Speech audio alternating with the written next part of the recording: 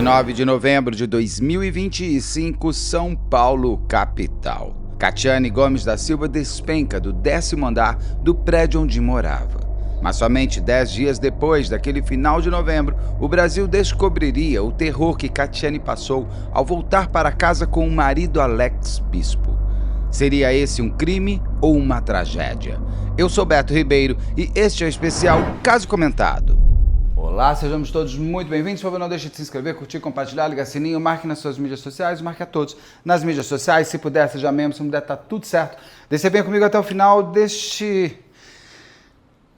ainda sendo investigado como um suspeito, uma possibilidade de feminicídio. O que nós temos certeza, porque contra fatos não há argumentos e contra imagens você não consegue dizer que existe interpretação de texto, é que é um homem que bate em mulher.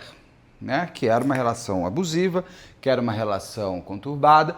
Não se tem notícias de quanto que era a relação que existia entre a Catiane Gomes da Silva, de 26 anos, e do Alex Leandro Bispo, vou chamar de Alex Bispo, de 40 anos, um homem e uma jovem moça, que já estavam juntos há 5 anos aqui na cidade de São Paulo. Tudo acontece no dia 29 de novembro de 2025, mas a gente só toma conhecimento agora nos últimos dias com a prisão dele e principalmente com a descoberta da exposição das câmeras e assim por diante.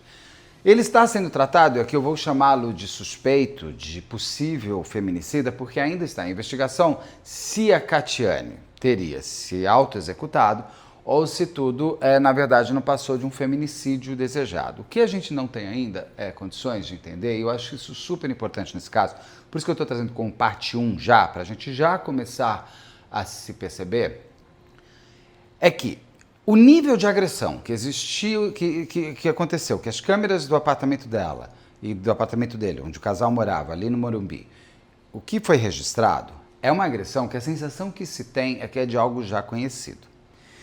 Este caso vai lembrar muito a Renata Mugiati, vai lembrar muito a Tatiana Spitzner, principalmente a Tatiana Spitzner, porque nós vamos ver novamente uma mulher correndo de um homem num estacionamento de um prédio. No da Tatiana Spitzner, você não tinha porteiro. Era aquele sistema de portaria, não sei das quantas, que fica uma fase, todo mundo entra pondo digital ou senha, assim por diante. Neste caso aqui, quanto que eu fiquei assistindo e levantando informação, a sensação que eu tenho é que existe uma portaria, uma pessoa, os porteiros. Que eu pergunto, os porteiros não estão olhando as câmeras? Aquele porteiro lá do Rio Grande do Norte é quem salva aquela moça que leva 61 socos. Cabe sim à pessoa que está na portaria olhar para a câmera, e principalmente porque foram movimentos muito intensos durante uma madrugada. Madrugada essa do dia 29 de novembro. Por que ninguém... Assim, gente, é o seguinte, não existe mais esse papo de quem briga de marido e mulher, ninguém mete a colher, a gente mete o faqueiro inteiro. Não se pode eu não estou dizendo nem que o porteiro tenha visto, porque segundo foi levantado, o porteiro que estava ali na portaria não viu as imagens. Então não sei se estava dormindo, se está acontecendo com esse homem. Ou se viu, se calou. Tudo era uma tristeza, porque ali é uma morte que poderia ter sido muito evitada. Poderia ter sido evitada porque tudo começa às 3 da manhã e vai terminar às 5h15 da manhã, 5h13 da manhã. Então você tem 2 horas aí de tempo hábil para se chamar a polícia e para se evitar a morte, seja ela como autoexecução ou levada à autoexecução, ou seja ela um feminicídio que ainda vai ser confirmado com laudos técnicos e tudo mais, que ainda estão para sair. Só para antecipar, o Alex Bispo está preso. Um homem que já tem, inclusive, um passado que lhe condena. O que é muito importante aqui, nesse caso, da gente olhar que, assim, você vê a família da Catiane, contando a família lá em Fortaleza, lá no Ceará, que eles não tinham noção de que a filha, de que a irmã, de que a mãe, porque ela, inclusive a Catiane tinha uma menininha pequena, passava por uma relação abusiva. Por quê? A Catiane mostrava muito nas mídias sociais dela uma relação muito feliz, extremamente romântica e extremamente vaidosa. O que a gente sempre diz, a vitrine do Instagram, a vitrine do TikTok, ela não condiz muitas vezes com o que tem de fato internamente nas pessoas. E o quanto que as pessoas vivem hoje para que o outro lhe veja numa felicidade que não é verdadeira. Não existe ainda, ninguém chegou contando de qualquer tipo de violência que a Catiane já poderia estar passando pelo Alex. Eles já estavam juntos há 5 anos. As imagens de ela correndo, elas te dão a sensação, isso é apenas uma sensação, não sou perito para poder falar nada, mas te traz uma sensação de que aquela violência era conhecida pela vítima. Porque, se fosse tudo muito surpreendente, se fosse tudo muito pela primeira vez, eu acredito que ela teria tido uma outra forma de resposta a tudo que vinha por aí. Ela tenta apaziguar o seu algoz, ela tenta acalmar aquele homem que ela sabe que vai lhe bater. A sensação que se tem é essa, uma sensação, olhando as imagens. Mas vamos entender um pouco as personagens, daí a gente entra no que aconteceu. Esta é uma parte 1, porque ainda vai sair laudo. Também me lembrou muito um caso, eu até anotei aqui o nome, da Ilinês Valesca, que agora em 2025, a gente viu as imagens de ela com o seu namorado ou marido fisiculturista, brigando no corredor do apartamento. Ele chega a sensação que se tem é que ele estaria dando uma enforcada nela, e ela também vai ser encontrada morta depois caindo do prédio. Ele, o marido, que foi apontado à época como possível feminicida, ele foi libertado, ele já não está preso, por feminicídio, porque as provas concluíram que a Ilinês teria ela mesma tirado a sua própria vida. Agora, ela tira a própria vida dela porque ela não vê mais nenhuma possibilidade de saída? Isso não tem que ser levado em consideração também? Eu sei que existe a indução à autoexecução, não posso falar essa palavra, gente, vocês aí devem estar falando, por que o Beto não fala essa palavra? Porque não pode, porque se fala, o YouTube fica magoado. Então, esse findar-se por si mesmo é levado, eu sei que tem, a Rosângela Monteiro, a Solange já explicaram várias vezes aqui, do crime de indução a pessoa se matar.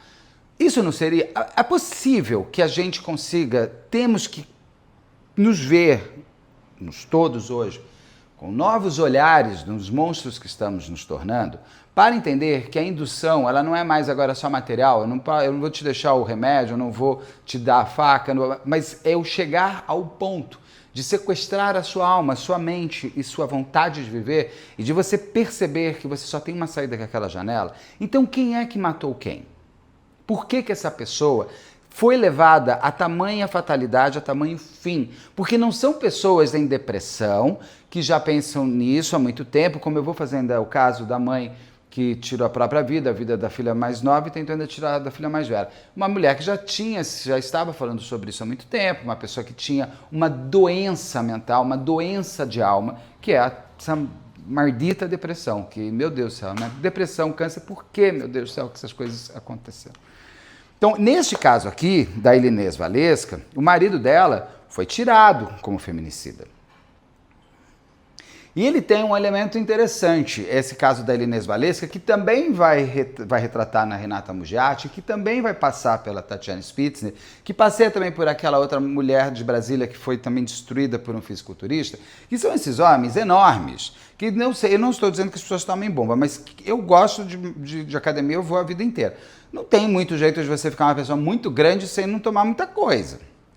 E o quanto que essas bombas que esses homens tomam para se tornarem gigantes também não estão mudando e sendo o fermento que faltava para aquela massa do mal acontecer.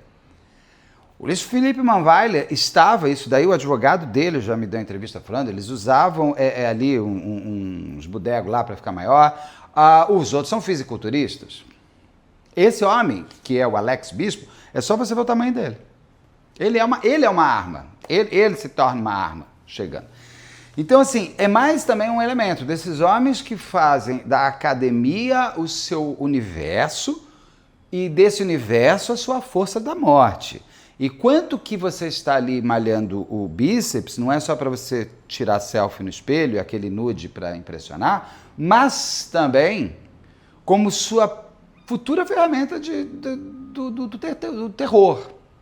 Também são esses. Então, mas a Catiane Gomes da Silva, 26 anos, ela vem de uma cidade interior do Ceará, ela tem uma filha pequena, ela vira mãe aos 19 anos, vem para São Paulo no maior de todos os sonhos de qualquer pessoa que chega, quem nasce ou quem chega aqui nesta cidade, que é querer progredir, querer acontecer, querer melhorar de vida.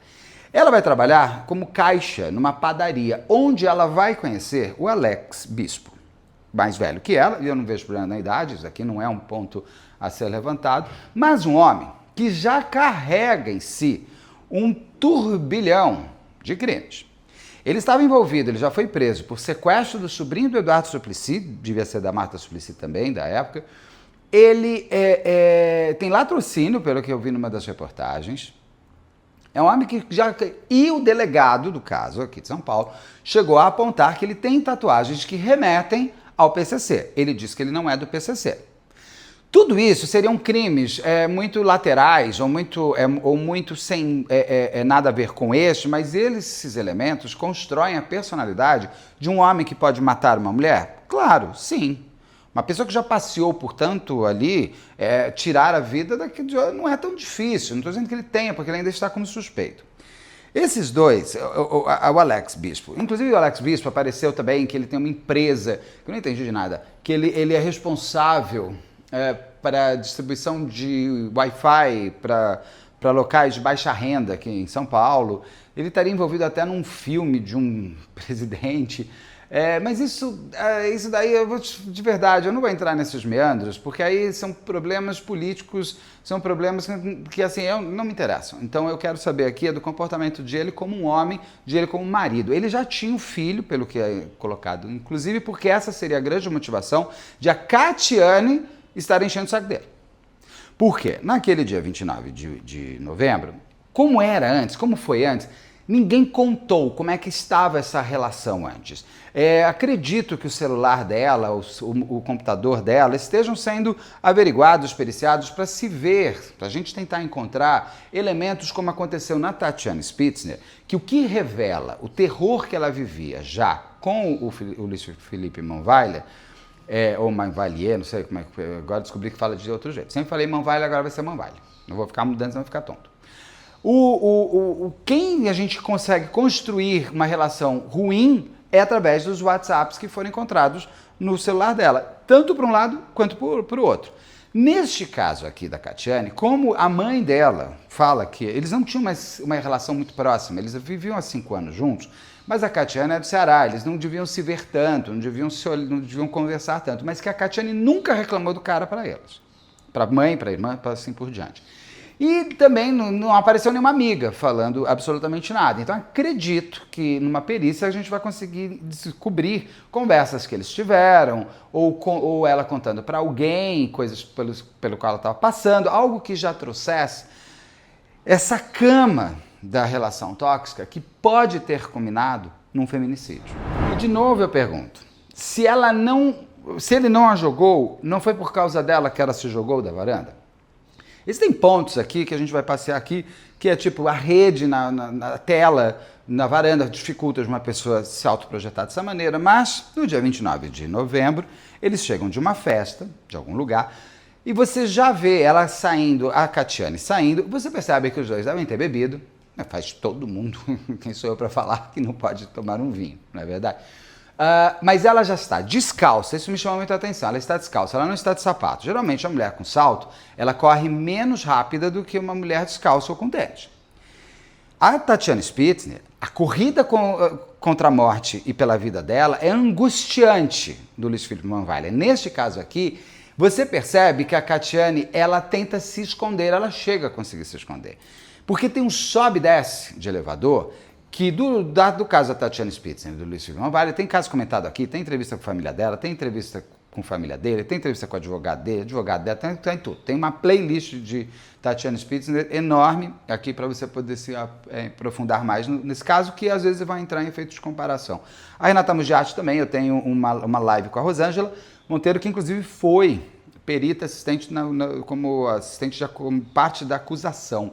Ela periciou, inclusive, a morte também da Renata Mugiati. Periciou não, ela fez, como é que fala? Porque laudo quem faz é o perito oficial. E aí você tem outro negócio que eu esqueci o nome técnico, que se diz, que seria um laudo, entre muitas aspas, de um perito privado. Mas ela corre, a Catiane corre, se esconde, ela se esconde atrás do pilar. Ele A sensação de Jason, do Sexta-feira 13, é enorme, porque ela corre, daí ela entra no elevador, ele tá indo andando mais devagar, ele entra no outro elevador, ela desce, isso 3h30 da manhã, ela desce, aí ele desce já de bermuda, ela não se trocou, ele se trocou.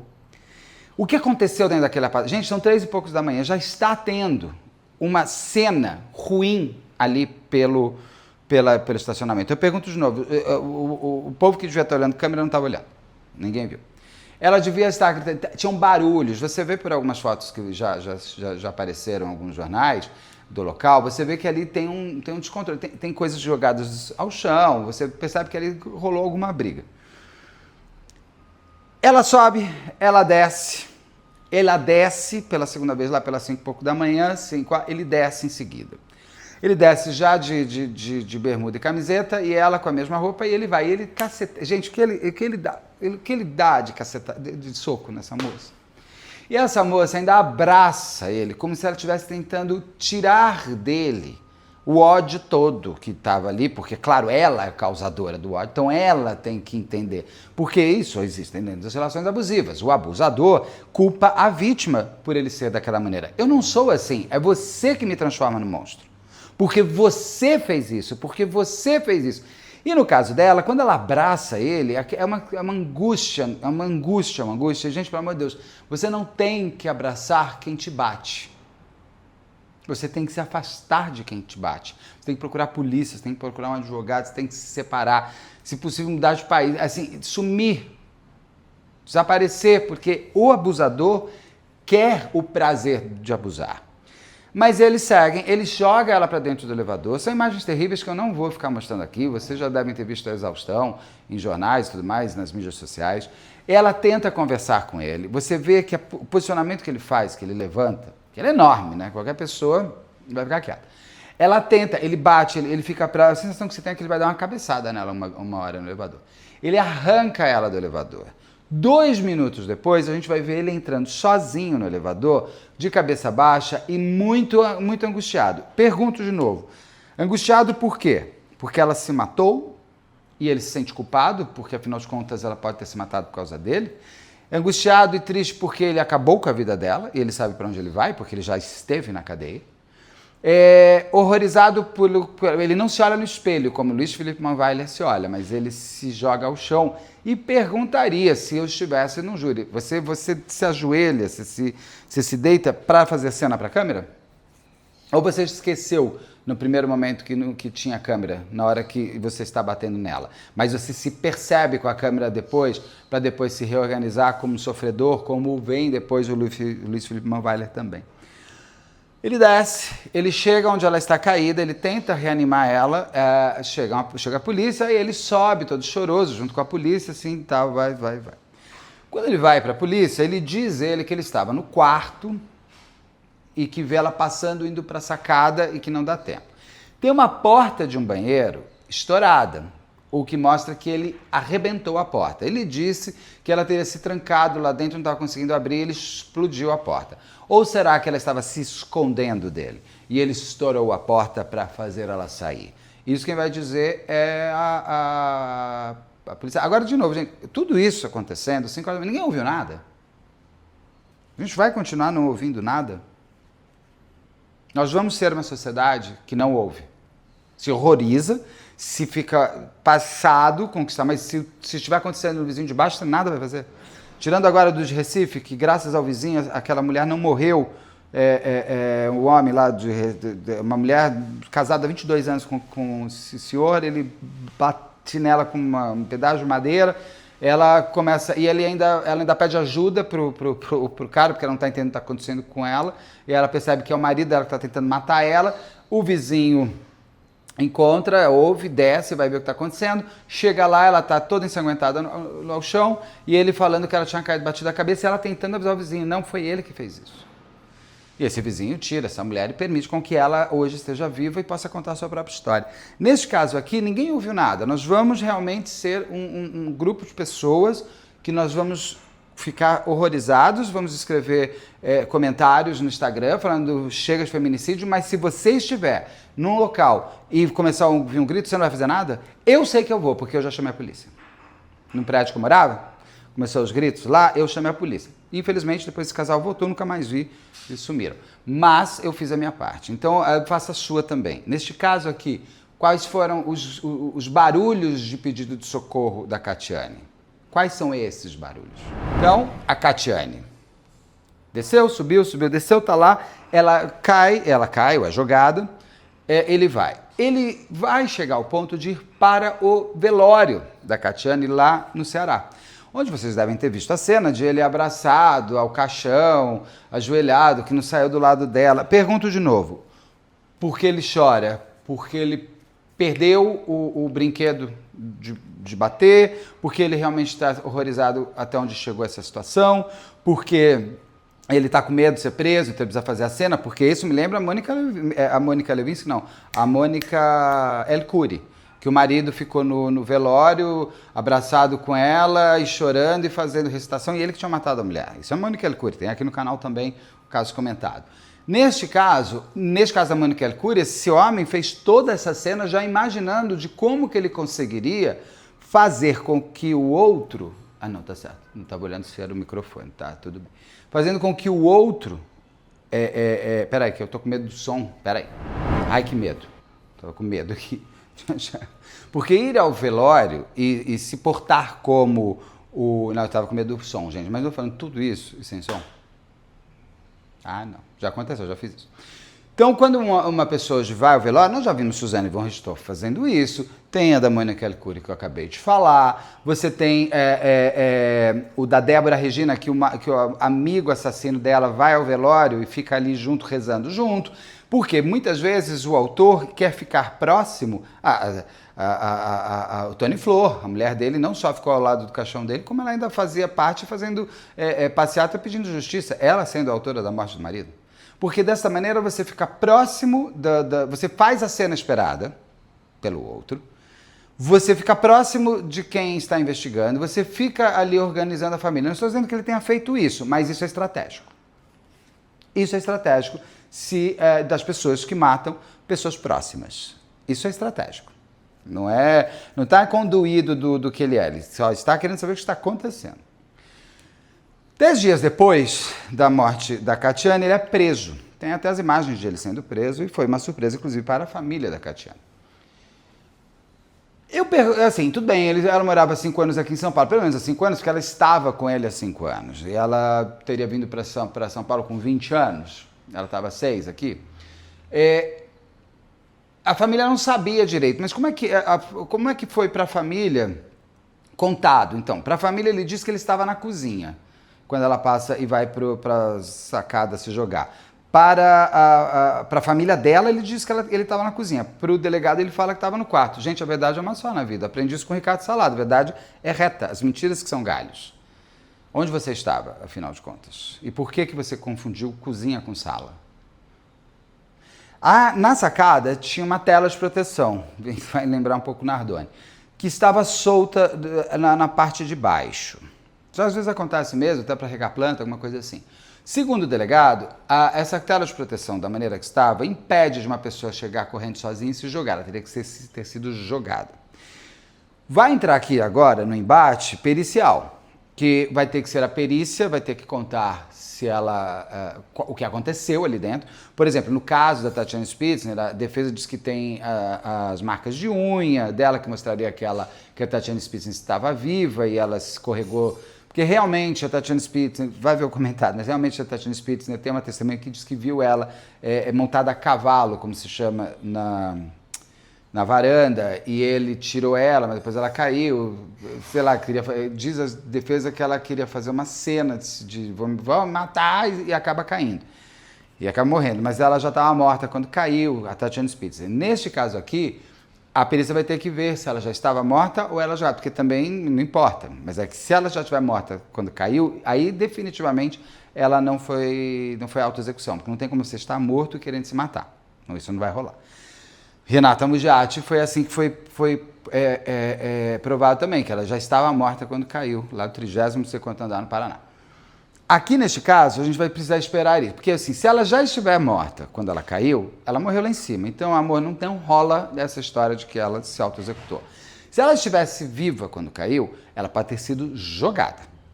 Sendo que existem câmeras na sala e na varanda desse apartamento. O próprio Alex Bispo entrega para a polícia os pendrives lá, os cartuchos das câmeras, para que eles pudessem ver as imagens. Só que imagens essas que não revelam nada, porque são imagens antigas. Eles não estava gravando, ou não gravou, ou foi apagado, as imagens recentes, daquela noite do dia 29 de novembro. Porque, de fato, ela pode ter se autoprojetado. Sim. Aí eu deixo a pergunta, por que ela fez isso? Ela fez isso porque ela estava sem saída? E aí nós vamos ver, neste caso, aqui, o mesmo que aconteceu com o caso da Ilinês Valesca, lá do Rio de Janeiro, que o marido dela, namorado, não foi dado como feminicida, porque ela que teria realmente tirado a própria vida, mas, de novo, tirou a própria vida por quê? O que a levou a isso? Quem a levou a isso? Eles só vão responder agora por lesão corporal. Eu já falei no outro caso que eu estou com a sensação de que esses crimes bárbaros, dessa maneira, no caso da moça que foi arrastada pela marginal, do fascínio dessa teatralização, dessa coisa exposta, de câmeras gravando e tudo mais, porque a confirmação do macho alfa... Ai, gente, até vieram com um papo aí de que os homens estão sem saber o seu local, então nós temos que abraçar o homem para que o feminicídio acabe. Garoto ou garota que falou isso? A vítima é a mulher que está morrendo, a vítima não é o homem que está matando. Ai, o homem está sem a sua masculinidade, eles não sabem por onde andar, não sabe. Dirigir sabe, né? Beber, fumar, sair por aí, pegar caiaque, sabe. Agora, se relacionar com uma mulher não sabe. Me poupe quem falou essa bobagem de que, tadinho dos homens, vamos ajudar eles a se encontrarem. Não, isso é pai e mãe que faz desde criança. Quando é adulto e faz besteira, é para a lei que você tem que responder. E não pode, a gente não pode abraçar a ideia de que um abusador precisa de um abraço. O abusador precisa de lei. Um assassino precisa de cadeia. Mas bastante tempo. Sem saidinha, sem semi-aberto, sem aberto, sem brincar de série de ficção. Sem dar mais dura das realidades. A morte te castigando todos os dias, sim. Estou falando de castigando, gente, a pessoa entenda o que eu estou falando. A morte aquela morte tem que seguir como um fantasma na vida de quem matou. Essa pessoa precisa entender o que ela fez. E muitos desses abusadores, muitos desses homens tóxicos, a sensação que eu tenho é que eles estão gostando dessa espetacularização do seu próprio ato, porque aquilo é o registro do que eles são e a prova do que eles podem, como eles podem usar aquelas imagens para se inocentarem de alguma coisa. O homem que bate numa mulher durante minutos no elevador sabe que está sendo filmado. E pode usar depois aquelas imagens como provas de que ele não tentou matar, ele apenas bateu. Entendeu? É isso que a gente precisa entender. Como, por exemplo, então, acho que abrindo torneira, vou ter que pedir para parar um pouquinho, porque deve estar entrando áudio aqui, né? Torneira fechou, né? Porque eu não sei se entrou áudio, mas tem uma torneira que ligaram do nada. Vou lá pedir para fechar. Então, o quanto que esses homens estão usando essa espetacularização, difícil falar essa palavra, esse espetáculo gravado deles, o quanto que eles usam isso para se mostrarem para o outro macho alfa, quanto que vamos ser machos juntos, a beleza de ser o que eu sou, e o quanto eu posso usar também essas imagens para usar uma prova só para uma lesãozinha corporal, e eu não tenho nada a ver se ela se matou, porque é o problema dela, louca. Eu acredito que as provas vão sair e dentro das perícias o desenho maior dessa triste momento final da vida dessa moça tão nova, da Catiane seja respondido através de provas irrefutáveis, que são as verdadeiras provas que fazem uma pessoa ser denunciada ou pronunciada como foi. E ligaram a torneira de novo, né? Mas tudo bem, a gente pede, mas eu vou pedir para parar. É isso, essa história da Catiane que vocês pediram também. Ainda tem muita coisa, essa é só a parte 1, assim que sair a finalização deste crime ou desta tragédia, eu trago aqui para a gente fechar essa história. Então, próximo do Natal, o Ano Novo, são Essas datas, elas sempre fazem com que decisões internas saiam. Ah, ele diz que elas estavam brigando. Esqueci de mais. Ele diz que eles estavam brigando porque ela ficou sabendo que ele ia viajar com o filho dele um dia antes que ela, uma coisa assim, que ela ficou meio brava porque que ele ia viajar sem ela. Ai, gente, eu não sei se isso é motivação para tudo aquilo. Mas as pessoas também estão brigando por qualquer coisa, né? E qualquer coisa vira um motivo sem ser. Essa seria a história de por que eles estavam brigando no carro. Eu queria saber por que eles chegaram brigando, vindo de uma festa. Eu gostaria de saber, acredito que a polícia esteja fazendo isso. Onde eles estavam? Vamos supor que eles estavam numa festa de amigos. Estavam aqui na minha casa. Amiguinho, foi. A polícia tem que vir perguntar para mim como é que eles estavam. Tem que pegar as imagens da câmera do meu elevador para ver como eles desceram. Tem que saber como fazer isso. Eles estavam numa festa, numa boate. Estavam numa boate. Tem câmera de segurança ali na boate. Teve briga, teve não briga. O que fez aquele turbilhão? Eles já estavam em turbilhão. Por que eles chegam daquela maneira? Porque ela já sai do carro descalça e já se escondendo. Porque, de novo, o que eu disse no começo, que eu vou finalizar aqui. A sensação que eu tenho é que aquele movimento não era desconhecido para a Catiane. Porque ela já sabia por onde percorrer, por onde se esconder. Se fosse tudo a primeira vez, ela ficaria muito mais absorta, ela estaria sendo, falando, meu Deus, o que está acontecendo? Não sei por onde andar. E ela sabia por onde andar. Ela sabia para onde correr. É isso, a gente volta com certeza em breve. Espero com a parte 2 resolvida. É isso, tem vídeo todo dia. Até já.